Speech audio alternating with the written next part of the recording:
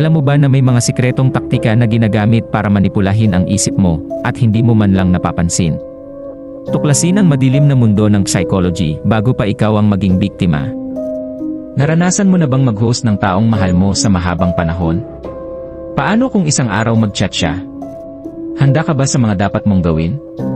Sa bidyong ito, ituturo ko sa inyo ang 5 estratehiya gamit ang psychology upang maiwasan niyong mamanipulang muli. Ang pag-react sa taong bigla na lang nagparamdam matapos ang mahabang panahon ay depende sa kung ano ang gusto mong makamit sa sitwasyon. Narito ang 5 estratehiya. 1. Controlled curiosity, magpakita ng interest pero kontrolado. Halimbawa, tanungin mo kung bakit siya biglang nag-chat.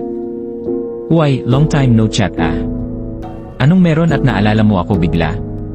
Ito'y nagpapakita ng interest pero hindi masyadong emosyonal, kaya makokontrol mo ang daloy ng usapan. 2. Neutral